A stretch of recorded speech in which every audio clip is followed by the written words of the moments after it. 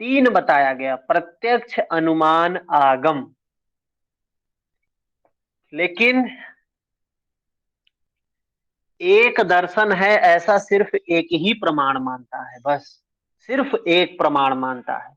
ये चार्वाक है, जो भौतिकवादी है, खाओ पियो मौज करो वाला है। यह उसके अलावा कुछ नहीं मानता है।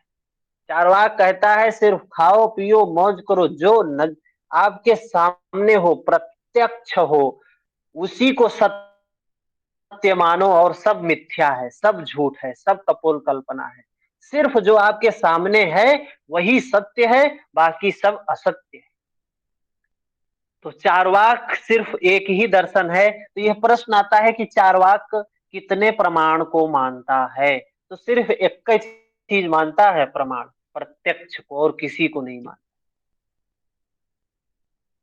तो चार्वाक की बात तो समाप्त करते हैं कि वो तत्ववादी है, भौतिकतावादी है, भोगवादी है, और सिर्फ एक ही प्रमाण मानता है, प्रत्यक्ष।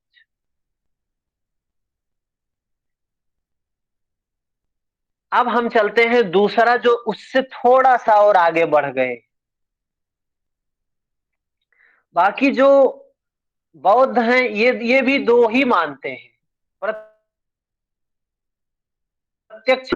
अनुमान क्या है? अनुमान का मतलब है कि जो चीज, जैसे कुछ चीजें संयुक्त रूप में साथ में होती हैं, किसी एक को, जैसे कोई दो साथी हैं, हमेशा साथ में ही रहते हैं, हमेशा साथ में ही रहते हैं। हमने एक को देखा यहाँ पे, हमने देखा एक कि ये मुंबई आया, तो मतलब दूसरा भी आया होगा उसके साथ। ये अंदाजा लगा लेते हैं, क्योंकि हमेशा साथ में ही रहते हैं। एक दिख गया तो दूसरा भी होगा जरूर। जैसे उदाहरण के तौर पे, ये सत्य घटनाएं ये होती ही होती हैं। जैसे हमने कहीं देखा धुआं उठ रहा है खूब तेज से, तो हम जानते हैं कि धुआं तो सिर्फ अग्नि से ही उठेगा, मतलब वहां आग होगी। हमने देखा धुआं, लेकिन अनुमान हमने क्या लगा लिया? आग का अनुमान लगा लिया कि वहां आग है। हमने देखा कुछ, हमने देखा क्या? बादल। अरे बादल, खूब काले काले घने घने बादल आए हुए, मतलब अभी बारिश होगी। हमने अनुमान क्या लगा लिया? बारिश होगी। देख रहे हैं बादल, लेकिन अनुमान लगा रहे हैं बारिश का। क्या है ये? ये अनुमान है। तो ये बौद्ध दर्शन भी अनुमान को मानता है। जैन भी, जैन अनुमान नहीं बोला, उन्होंने अपरोक्ष कह दिया, प्रत्यक्ष अप्रत्यक्ष। तो वो भी कुछ न कुछ स्वीकार करते हैं इसको। एक एक ही दर्शन है जो आस्तिक में दो, सिर्फ दो को मानता है, प्रत्यक्ष और अनुमान। कौन है वो?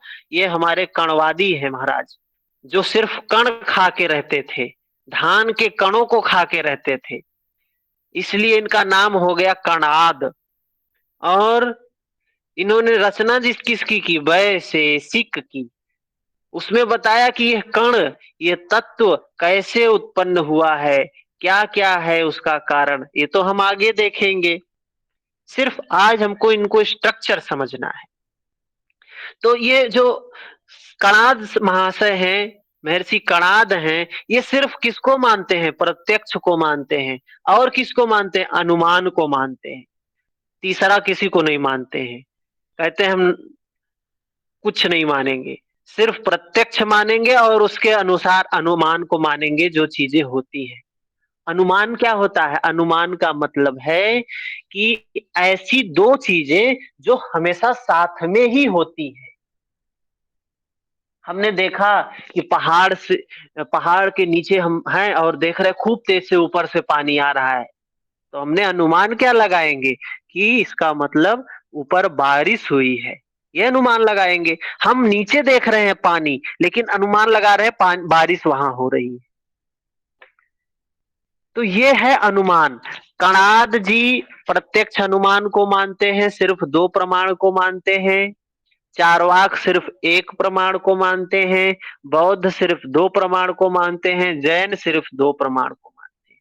तो यह याद होना चाहिए हमको, क्योंकि प्रश्न यही से आएगा कि कणाद महाशय ने कितने प्रमाण को माना है, वैशेषिक ने कितने प्रमाण को माना है। तो वैशेषिक और कणाद दोनों का मिल रहा है, तो ये समझना है कि एक ही चीज है, इसमें कोई भेद नहीं है, दोनों एक हैं।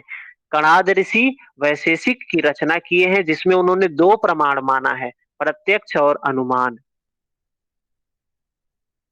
अब हम बात करते हैं अपने योग की। योग के हम सभी छात्र हैं, तो योग में महर्षि पतंजलि ने क्या माना, तीन माने ये। इन्होंने तीन मान लिया, क्या, प्रत्यक्ष, अनुमान और आगम। प्रत्यक्ष तो क्या है, जो हमारे अक्ष के इंद्रियों के सामने है, प्रत्यक्ष है।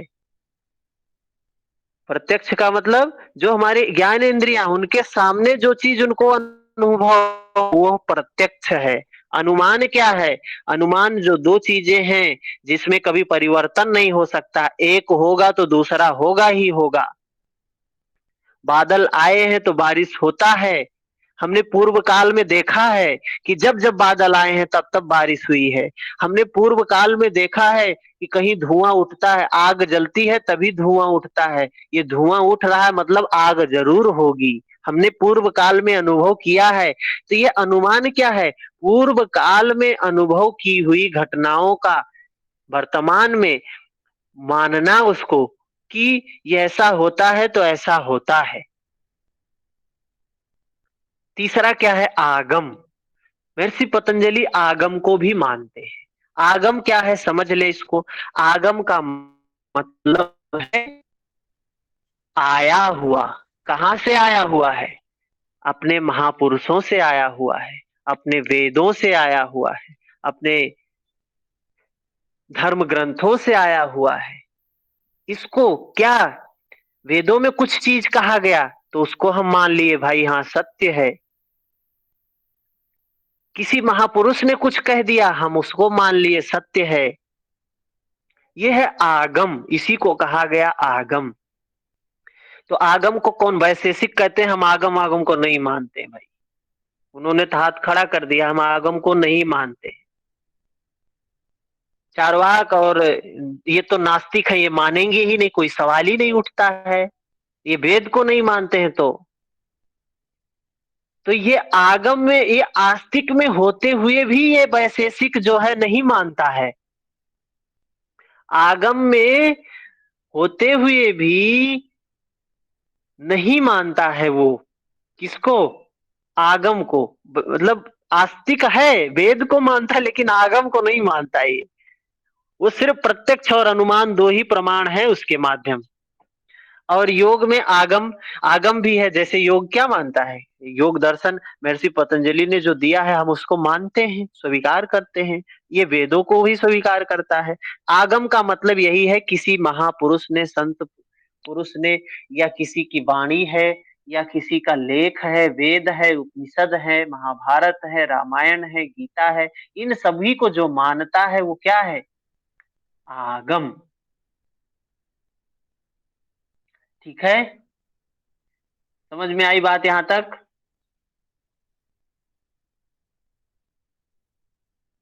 आवाज आ रही है ना। जी सर। जी सर।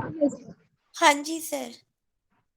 तो प्रत्यक्ष के बाद में ये आगम माना, अनुमान मांगा महर्षि पतंजलि ने। अब योग और सांख्य दोनों एक ही तो हैं। तो सांख्य भी कहता है, हम भी मान रहे हैं भाई, प्रत्यक्ष मान रहे हैं, अनुमान मान रहे हैं, तो आगम मान रहे हैं। तो अभी यहाँ हमको समझ में आया कि चारवाक सिर्फ प्रत्यक्ष को मानता है, खाओ पियो मौज करो की फिलॉसफी को स्वीकार करता है। कहता है ऋणम पीत्वा ऐसे करके कहते हैं कि घृतम पीत्वा, ऋणम मतलब ऋण लेके घी पियो। सर, हाँ यावत यावत हाँ जीव हाँ यावत हाँ। जीवेत सुखम जीवेत, ऋणम कृत्वा हम्म घृतम पिबेत।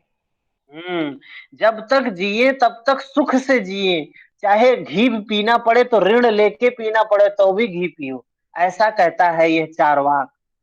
ये जो बृहस्पति के जो जिसके वो हैं, तो प्रत्यक्ष सिर्फ एक ही बात मानता है, ये पुण्य अपुण्य, पाप पुण्य सुख ये सब चीजों को नहीं मानता है।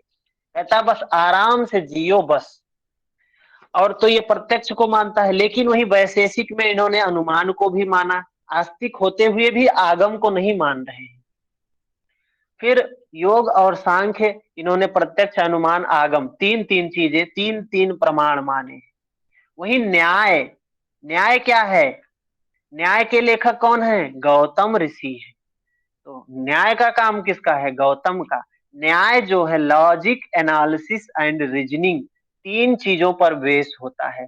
लॉजिक लगाता है, एनालिसिस करता है, रीजनिंग करता है, इसके माध्यम से ज्ञान प्राप्त करता है। तो इसने चार मान लिया है। कितना? चार। प्रत्यक्ष को माना, ठीक है, अनुमान को माना, ठीक है, आगम को माना, ठीक है। इसके बाद इसने किसको मान लिया? उपमान को मान लिया। उपमान, उपमान का मतलब क्या है? इसको समझ लें, तुलना।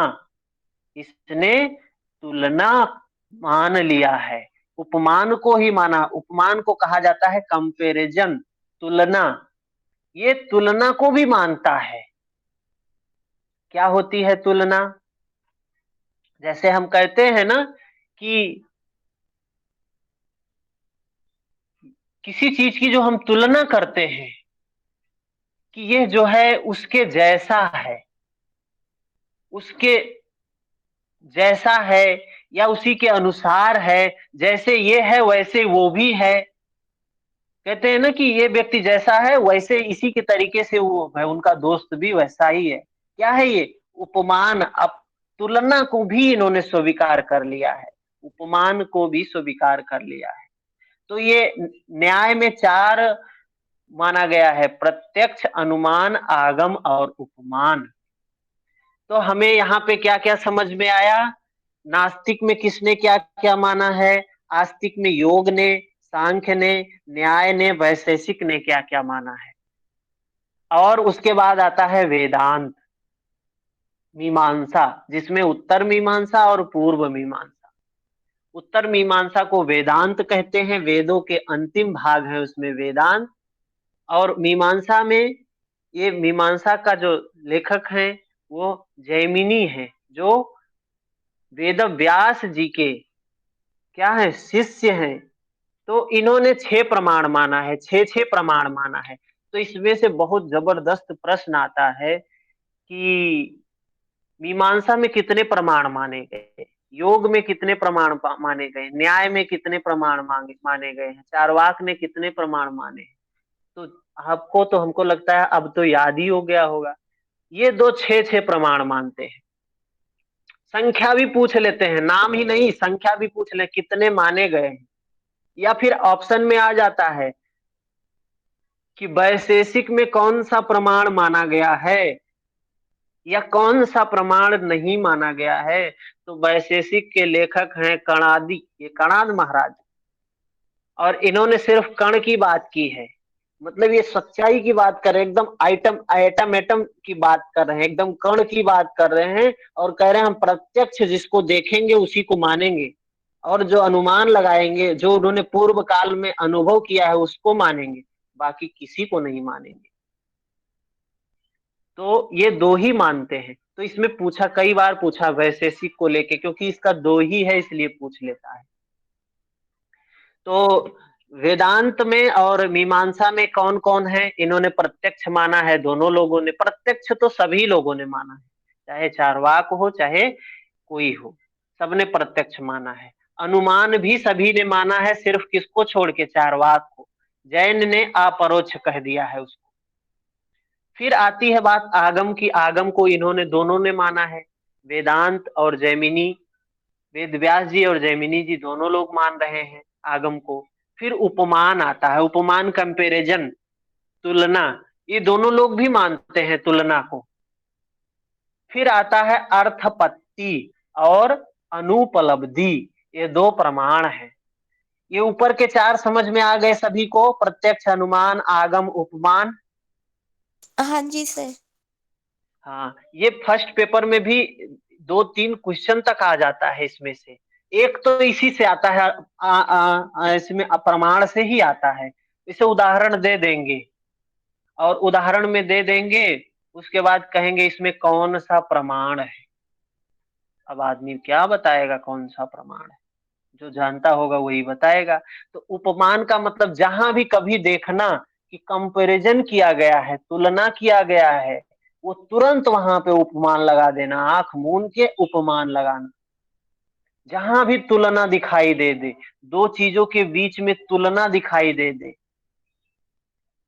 ऐसे सवाल फर्स्ट पेपर में बहुत आते हैं कि तुलनात्मक ऐसे बता देंगे कि ये चीजें हैं, ये इसके अनुसार है, इसमें कौन सा प्रमाण बताया गया है।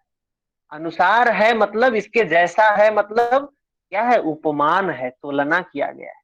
अब हम समझते हैं अर्थापत्ति, और इसके बाद है अनुपलब्धि। अर्थापत्ति का मतलब क्या है? अर्थापत्ति का मतलब है कि हम अर्थ लगा लेते हैं।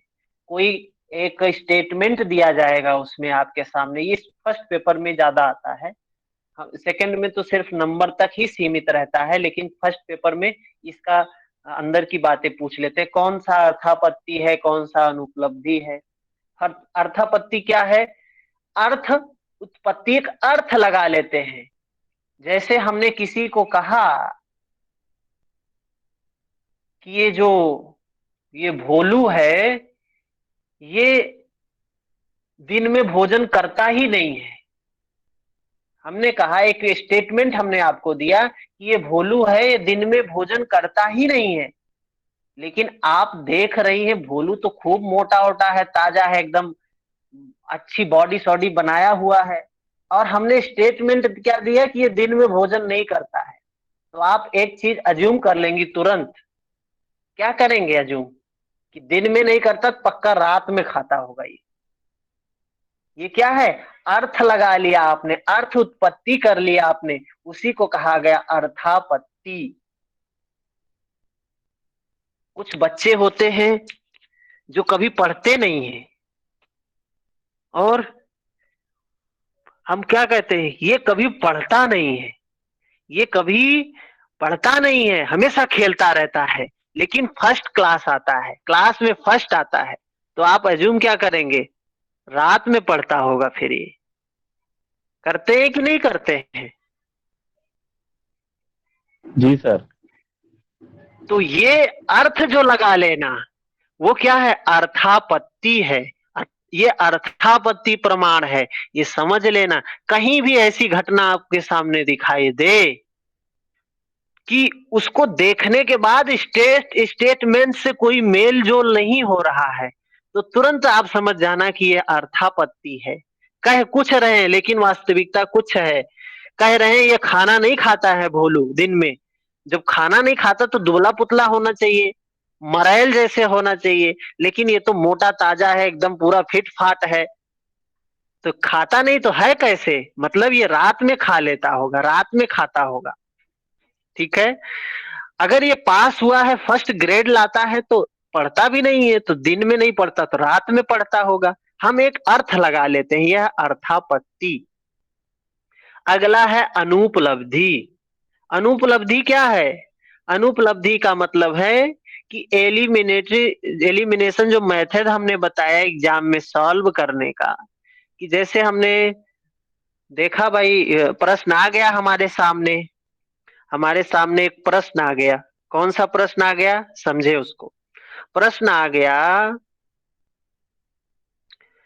कि वैशेषिक ग्रंथ में कौन कौन से प्रमाण माने गए हैं, कौन कौन से प्रमाण माने गए हैं, ये प्रश्न आ गया आपके सामने। 4 उत्तर दे दिया गया उसमें उसमें दे दिया अर्थापत्ति, उपमान और अनुपलब्धि और प्रत्यक्ष।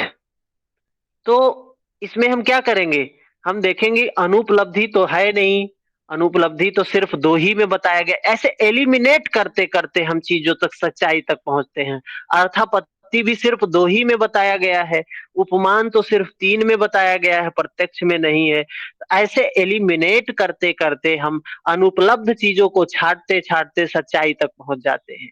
एक उदाहरण से समझे, जैसे हम एक किसी पुलिस स्टेशन में गए, हम गए पुलिस स्टेशन में गए, लेकिन वहां कोई पुलिस नहीं उपलब्ध है, कोई है नहीं। तो हमने क्या लगा लिया, एक अनुमान लगा लिया कि सभी लोग यहाँ पे कोई पुलिस वाला नहीं है। हमने देखा यहाँ कोई है नहीं, कोई चीज खाली है, हमने उसकी उपलब्धि नहीं है, अनुपलब्ध है। तो हमने एक अनुमान लगा लिया, एक अर्थ लगा लिया कि इस समय कोई मौजूद नहीं है। तो यह है अनुपलब्धि प्रमाण। जब कहीं भी ऐसा प्रश्न स्टेटमेंट आपके सामने आए कि वो बताए कि यह चीज वहां पे उपलब्ध नहीं है या नहीं है, तो यह कौन सा प्रमाण होगा? तो यह अनुपलब्धि प्रमाण होगा, उपलब्ध नहीं है ये। ठीक है, तो इस तरीके से आज हमने दर्शन को समझा, दर्शन के स्वरूप को समझा, क्या क्या चीजें हैं इसमें इनको समझा। अभी किसी का प्रश्न हो तो बताएं। कल हम योग और सांख्य दर्शन की बात करेंगे, सिर्फ योग और सांख्य दर्शन की बात करेंगे। फिर अगले दिन न्याय, वैशेषिक, मीमांसा, वेदांत चारों को उठा लेंगे, क्योंकि चारों योग और सांख्य हमारे लिए बहुत इंपॉर्टेंट है, ये चारों हमारे लिए थोड़े से इंपॉर्टेंट। अभी किसी का प्रश्न है तो बता दें। अभाव और अनुपलब्धि तो सेम ही है ना सर? हाँ अभाव और अनुपलब्धि। हाँ हाँ, अभाव और अनुपलब्धि, वहां पे अभाव बोला गया, सेम वही है, अनुपलब्धि हो ही अभाव। सर एक चीज पूछना था। हाँ प्रिया जी बताएं। सर वैशेषिक ने का जो उद्देश्य दिया है निःश्रेयस, इसका सर अर्थ क्या होता है निःश्रेयस का? पता नहीं क्या है वो, मतलब वही है निःश्रेयस। मोक्ष का जो मोक्ष है उद्देश्य, माइक को बंद कर दें आप। मोक्ष है, योगी का उद्देश्य है, सभी ऋषियों का उद्देश्य है कि मुक्ति प्राप्त हो जाए, मुक्त हो जाए हम। तो ये निःश्रेयस उसी को बोला गया है, जो अपने यहाँ योग में कैवल्य बोला गया है, उसी को जो बौद्ध में निर्वाण बोला गया है, उसी अवस्था को यहाँ निःश्रेयस के नाम से बोला गया है वैशेषिक में। बस भाव समझना है, जवाब देना। और किसी का कोई प्रश्न? सर उपमान का तुलना बताए थे आप, एक बार और बता देंगे इसको? उपमान का मतलब है तुलना। हाँ? जैसे आप कहें कि ये पवन जी हैं जो वो फला, उस एक टीचर वहां पे थे हमारे हाई स्कूल में, उनके जैसे पढ़ाते हैं, ये क्या है? ये उपमान है। इसी को यहाँ इसकी भाषा में उपमान बोला गया है। यहाँ आप तुलना कर रहे हैं कि हम उसके जैसे पढ़ा रहे हैं, तो ये तुलना है, उपमान है, इसी को कहा गया उपमान। जब भी कोई स्टेटमेंट में उपमान, तुलना किया गया हो, तो समझ लेना उपमान प्रमाण है। सर स्यादवाद को थोड़ा सा स्पष्ट करेंगे, स्यादवाद। शायद ये देखेंगे हम, उसमें देखेंगे जब इनके बारे में बात करेंगे, अंदर की बात करेंगे तब देखेंगे इसको। अभी हमने सिर्फ एक स्ट्रक्चर समझा दर्शन का, और यहाँ से जो आज हमने क्लास किया है, ये आप एग्जाम देके निकलेंगे तो देखेंगे कि यहाँ से आपको 2 क्वेश्चन जरूर मिलेगा, फर्स्ट और सेकंड पेपर मिला के 2 प्रश्न 100% मिलने वाला है आज के इस 1 घंटे की क्लास से। ठीक है, और सर किसी का प्रश्न? सर फर्स्ट पेपर में कौन सी यूनिट में इसको पढ़ना होगा? ये फर्स्ट पेपर में आता है, लॉजिकल रीजनिंग के अंतर्गत में, इंडियन लॉजिक के अंतर्गत में ये चीजें आती है, इंडियन लॉजिक के अंतर्गत में। जी सर। यूनिट नंबर 6 में फर्स्ट पेपर में। तो ये वेस्टर्न लॉजिक है, एक इंडियन लॉजिक है। इंडियन लॉजिक में के अंदर में आता है पक्ष, हेतु, साध्य और हेत्वाभास, ये प्रतिज्ञा, ये सब सारी चीजें न्याय के अंतर्गत आती हैं। हम थोड़ा सा देखेंगे, उनको भी देख लेंगे, इसी बहाने फर्स्ट पेपर की चीजों को भी हम यहाँ पे देख लेंगे। सर एक और रिक्वेस्ट करना था, आपके जैसा फर्स्ट पेपर कोई और नहीं कोई है तो बता दीजिए सर, हम लोग करते हैं उसका भी क्लास। है लेकिन अभी टाइम नहीं है। अगर इसको छोड़ेंगी तो वो चला दोनों चला जाएगा। ये इसको अगर आप छोड़ेंगी, अभी इतना टाइम है आपके पास, सिर्फ यही पढ़ना है। ऐसे ऐसी जगह है और पढ़ा सकते हैं, मैं भी ऐसा पढ़ा सकता हूँ, लेकिन उसको मैं पढ़ाऊंगा नहीं क्योंकि एक ही चीज पकड़ना चाहिए, दोनों चीज नहीं पकड़ना चाहिए। सर सिलेबस ब्रॉड है। 3 घंटे जैसे योगा का ही क्लास होता है, एक घंटे कम से कम उसका क्लास अगर हो जाता तो बहुत अच्छा हो जाता। मैं बता रहा हूँ आपको, उस पे टाइम बहुत वेस्ट नहीं करना है। कारण है उसका, कारण ये है कि अगर उस पे जाएंगी, उसका ब्रॉड सिलेबस है, ठीक है। हम ऐसे कुछ क्लास ले लेंगे उस टॉपिक, उस विषय पे, ऐसे ही कुछ हम एक इनफॉर्मल तरीके से एक समझ लेंगे उसका जो बेस है फर्स्ट पेपर का। और परेशान नहीं होना है। हम पूरे साल पढ़ के एग्जाम देंगे तो हम पाएंगे कितने नंबर, उसमें हम करेंगे मैक्सिमम 30 प्रश्न सही करेंगे। आप कुछ भी नहीं पढ़ के जाएंगी तो भी 20 प्लस प्रश्न सही करके आएंगी। जो लोग एग्जाम दिए होंगे कभी, उनका ये अनुभव होगा कि जो बिना पढ़े भी आप 20 नंबर सही कर लेंगी, 20 क्वेश्चन सही कर लेंगी। तो ये 10 क्वेश्चन प्लस करने के लिए पूरे साल भर पढ़ना पड़ता है, डीप स्टडी करना पड़ता है, तब जाके आदमी 10 प्लस कर पाता है फर्स्ट पेपर में। ठीक है, तो उसके लिए परेशान नहीं होना। यहाँ पे आप प्रयास करो कि 80 प्लस क्वेश्चन सही हो, 100 क्वेश्चन में से 80 प्लस सही हो, ऐसा टारगेट लेके चलो आप। और जिस तरीके से हम पढ़ा रहे हैं, और अगर आप लोग उसी तरीके से पढ़ लिए, कोई किताब छूने की जरूरत नहीं है, कोई किताब छूने की जरूरत नहीं है, कहीं यूट्यूब में सर्च करने की जरूरत नहीं। जितना सिर्फ बता रहे हैं उतना ही आप ग्रहण करते चले जाओ। 80 से नीचे कोई हो ही नहीं सकता कि 80 से नीचे नंबर आए, लेकिन सारी चीजें होनी चाहिए। एग्जाम के बाद अगर हम एनालाइज करेंगे तो देखेंगे कि जो जो हमने पढ़ाया सारे प्रश्न आए हुए हैं टॉपिक से। ठीक है, और किसी का प्रश्न है? सर नमस्ते सर। हाँ नमस्ते। सर मेरा ये पूछना था कि जो प्रीवियस ईयर के क्वेश्चंस होते हैं उनमें से भी रिपीट होते हैं? बहुत कम, हाँ। बहुत कम, नगण्य मात्रा में होते हैं। पूरा हम ये नहीं कह सकते कि रिपीट होता है, एक आध क्वेश्चन हो गया, लेकिन समझ में होना चाहिए। प्रीवियस ईयर को हम क्वेश्चन को सॉल्व करेंगे, 2-3 प्रीवियस ईयर का क्वेश्चन इस क्लास में सॉल्व करेंगे लास्ट के समय में, 6 तारीख 10 तारीख के बाद, ताकि ये कॉन्फिडेंस मिले। एक क्वेश्चन और पूछना था सर, जैसे योगा के सिलेबस में 10 यूनिट है, तो हर यूनिट में से 10-10 क्वेश्चन लिया जाता है कि किसी यूनिट को विशेष महत्व दिया जाता है? एक जो रूल है, उस रूल तो यही है कि हर यूनिट से 10 प्रश्न आए।